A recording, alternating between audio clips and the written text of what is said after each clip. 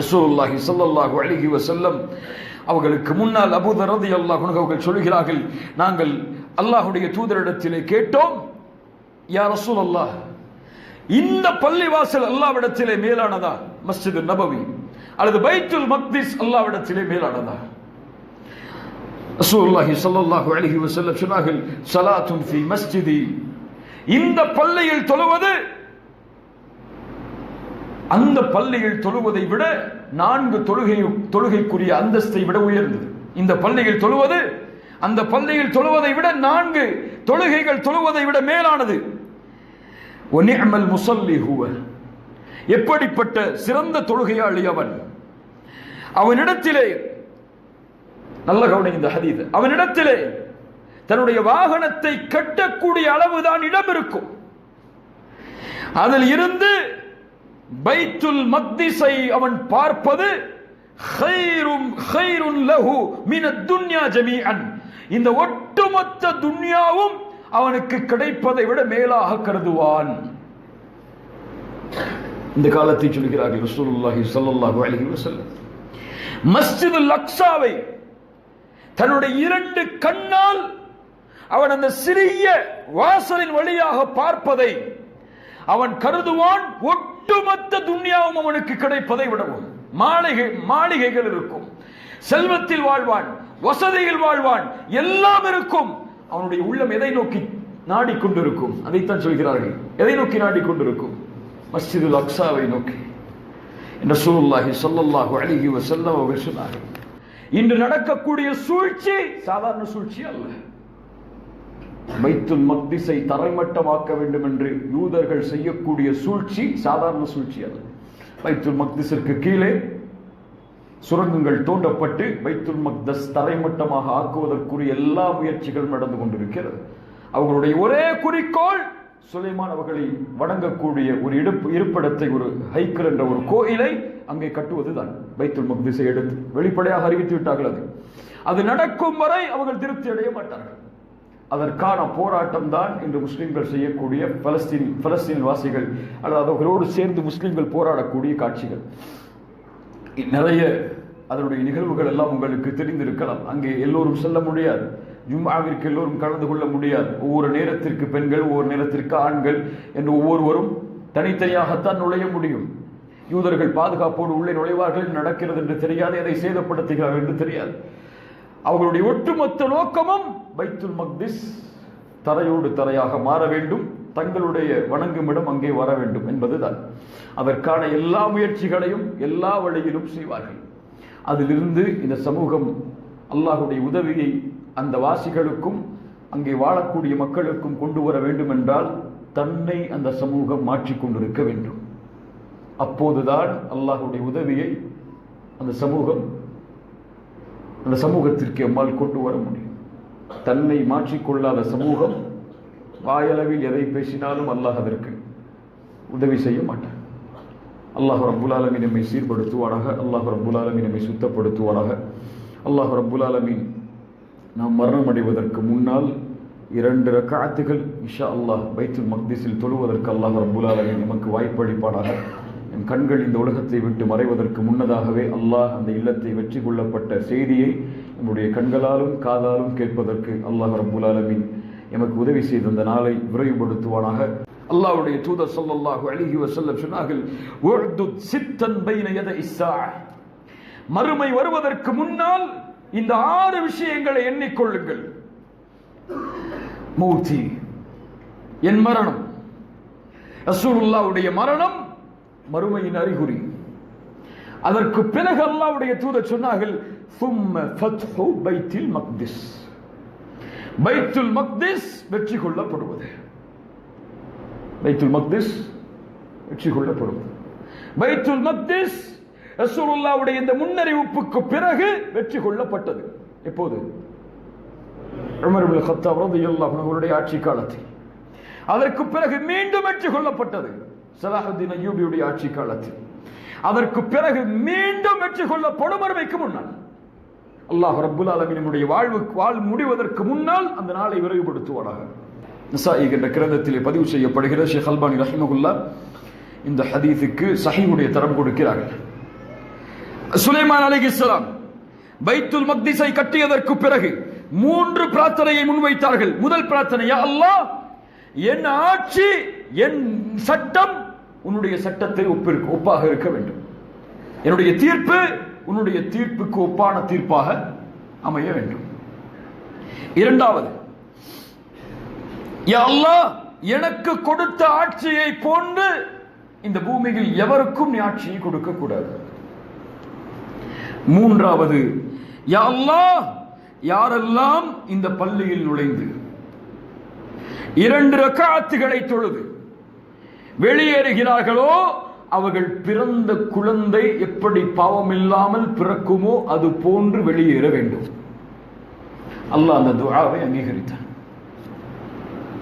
பைத்துல் மக்திஸில் தக்பீர் கட்டி 2 ரக்காத் தொழுதால் அவர் வெளியேறுவார், பிறந்த குழந்தை எப்படி பாவம் இல்லாமல் இருக்குமோ அது போன்று. இப்னு உமர் ரலியல்லாஹு அன்ஹுமா, உமர் அவர்களுடைய மகன், மதீனாவிலிருந்து இந்த ஒரு ஹதீஸை நிறைவேற்றுவதற்காகவே பைத்துல் மக்திஸில் சென்று 2 ரக்காத் தொழுவார்கள். அங்கே சென்று தண்ணீர் கூட அருந்த மாட்டார்கள். ஏன்? இந்த நோக்கத்துக்காக தவிர, இந்த 2 ரக்காத்துடைய நோக்கத்துக்காக தவிர வேற எதுக்காகவும் நான் வரலன்னு நிரூபிக்கிறதுக்காக தண்ணி கூட குடிக்க மாட்டாங்க. ரசூலுல்லாஹி ஸல்லல்லாஹு அலைஹி வஸல்லம் அவர்களுடைய நபித்தோழர். அதற்கு பிறகு காலங்கள் உருண்டோடியது. சுலைமான் அலைஹிஸ்ஸலாம் அவர்களுக்கு பிறகு பிலஸ்தீனுடைய ஆட்சி ரோமர்களுடைய கரத்தில் வந்தது. ரோமர்களுடைய ஆட்சி காலம்தான் ரசூலுல்லாஹி ஸல்லல்லாஹு அலைஹி வஸல்லம் அவர்கள் பூமியில் பிறந்ததற்கு பிறகும் பைத்துல் மக்திஸ் அமைந்திருக்கக்கூடிய அந்த பகுதியில் இருந்தது. ரசூலுல்லாஹி ஸல்லல்லாஹு அலைஹி வஸல்லம் அவர்களுடைய வாழ்நாள் வரை அல்லாஹ்வுடைய தூதர் எந்த ஒரு நடவடிக்கையும், போருடைய நடவடிக்கைகளை நேரடியாக அல்லாஹ்வுடைய தூதர் பைத்துல் மக்திஸை நோக்கி மேற்கொள்ளவில்லை. அல்லாஹ்வுடைய கட்டளை அவர்களுக்கு இல்லை. அதனால் ரசூலுல்லாஹி ஸல்லல்லாஹு அலைஹி வஸல்லமுடைய மரணத்திற்கு பிறகு உமர் இப்னுல் கத்தாப் ரலியல்லாஹு அன்ஹு அவர்களுடைய தலைமையில், அவர்களுடைய கட்டளையில் அபூ உபைதா ரலியல்லாஹு அன்ஹு பைத்துல் மக்திஸை மீண்டும் வெற்றி கொடுக்கிறார்கள். எர்முக்குடைய யுத்தம் முடிகிறது. அந்த அரசன் சொல்லிவிட்டால் பைத்துல் மக்திஸ் உங்களிடத்திலே ஒப்படைக்கப்படும். ஒரு நிபந்தனை, அமீருல் முஃமினீன் இங்கே வர வேண்டும். யார் அமீருல் முஃமினீன்? உமர் இங்கே வர வேண்டும். உமர் இங்கே வந்தால் அவருடைய கரத்தில் சாவியை கொடுக்கிறோம், ஆட்சியை ஒப்படைக்கிறோம். ரத்தங்கள் வீழவில்லை. உமர் இப்னுல் கத்தாப் மதீனாவில் இருந்து சஹாபாக்களுடைய அலி இப்னு அபி தாலிபுடைய ஆலோசனையோடு கிளம்பி வருகிறார்கள். ஒரே ஒரு வாகனத்தில், ஒரே ஒரு வேலையாளோடு, ஒரே ஒரு பணியாளரோடு. சுப்ஹானல்லாஹ், கலீஃபா, அமீருல் முஃமினீன். எப்படி நிபந்தனை? அந்த இருவருக்கும் சிறிது தூரம் நான், சிறிது தூரம் நீ, அவ்வளவுதான். இதான் நமக்குள் நிபந்தனை. ஒற்றுக்கொண்டால் என்னோட வாயிலை எண்ண வேண்டும். இருவரும் சம்மதிக்கிறார்கள். பாதி தூரம் உமர், பாதி தூரம் அவருடைய வேலையாளர். பலஸ்தீனுக்கு நுழையக்கூடிய வேலை. ஹிர்கல் அரசன், பலஸ்தீனை ஆட்சி செய்து கொண்டிருப்பவன், மிகப்பெரிய விரிப்புகளோடு மாலைகளோடு உமரை வரவேற்பதற்காக காத்துக் கொண்டிருக்கிறார். யூதர்களுடைய மத தலைவர்கள், கிறிஸ்தவர்களுடைய மத தலைவர்கள் எல்லோரும் யார் உமர் என்று பார்ப்பதற்காக இருக்கிறார்கள். ஆனால் நுழையக்கூடிய வேலையில் மேலே வரக்கூடிய வாய்ப்பு யாருக்கு தான்? வேலையாளுக்கு. வேலையாள் சொன்னார், உமரே உங்களை எதிர்பார்க்கிறார்கள், நீங்க தான் மேல. உமர் கீழே தான். 16 ஒட்டுகளுடைய ஆடைகளோடு சேரும் சகதியும் மண்ணில் படிந்து ஒரு கலீஃபா, ஒரு நாட்டை கைப்பற்றக்கூடிய, முஸ்லிம்களுடைய இறை இல்லத்தை கைப்பற்றுவதற்காக உள்ளே நுழைகிறார். அபூ உபைதா ரலியல்லாஹு அன்ஹு ஓடோடி வருகிறார். யா உமர், யா உமர், இந்த மக்கள் உம்மை இப்படி பார்க்க விரும்பவில்லை உமரே. இதோ ஆடை தருகிறேன், இதோ காலணி தருகிறேன், மாற்றிக்கொண்டு உள்ளே வாருங்கள், மேலே ஏறுங்கள் உமரே வாகனத்தில். மக்கள் அவரை உமராக, உங்களை பணியாளாக நினைக்கக்கூடும். உமர் இப்னுல் கத்தாப் ரலியல்லாஹு அன்ஹு அவர்கள் சொன்னார்கள் அபூ உபைதாவை பார்த்து, யா அபா உபைதா, உன்னை தவிர வேறு யாராவது இதை சொல்லியிருந்தால் நடந்திருப்பது வேறு. சொன்னார்கள் தங்கத்தில் எழுதக்கூடிய வார்த்தைகளை, யா அபூ உபைதா, இழிவானவர்களாக வாழ்ந்த எமக்கு அல்லாஹ் இஸ்லாமை கொண்டு கண்ணியத்தை கொடுத்தான். எவன் ஒருவன் இஸ்லாம் அல்லாத வேறு வழிகளில் கண்ணியத்தை தேடுவானோ அவன் இழிவைத்தான் அடைவான்.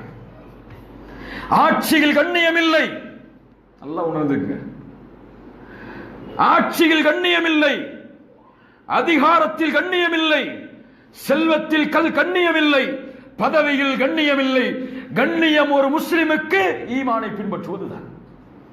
ஆனா இன்னைக்கு ஈமான் இஸ்லாம் எல்லாம் அவங்களுக்கு வேற. அவங்களுக்கு தேவை ஆட்சி பதவி, அவங்களுக்கு தேவை மரியாதை கண்ணியம். அதற்காக எதை இழக்க வேண்டுமானாலும் இழக்க தயார்.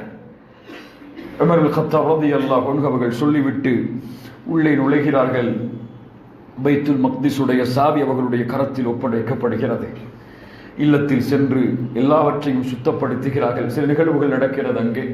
அதற்கு பிறகு அதான் சொல்லுமாறு பணிக்கப்படுகிறது. அதான் யார் சொல்லுவது? யார் சொல்லுவது? அதானே. எங்கே பிலால்? அழைத்து வாருங்கள் பிலாலை. பிலால் வருகிறார்.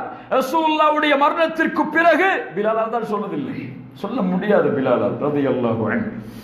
உமர் அவர்கள் கேட்டார்கள், பிலால் உங்களுடைய அதானை எதிர்பார்க்கிறோம்.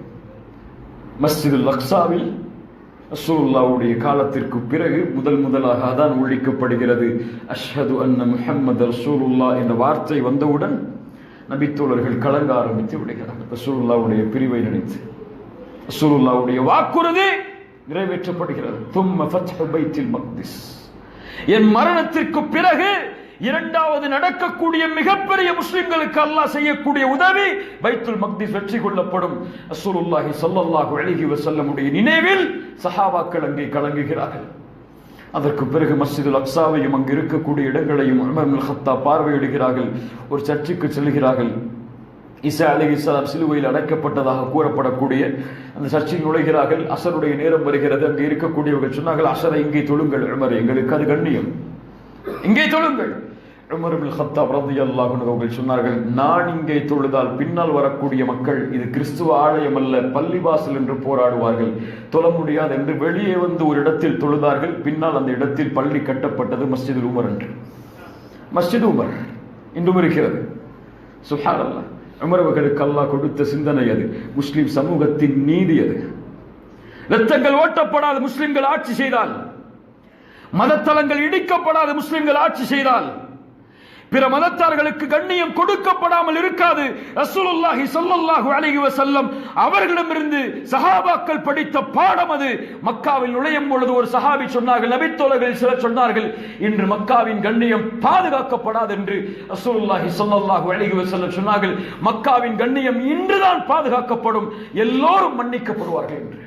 சுப்ஹானல்லாஹ்.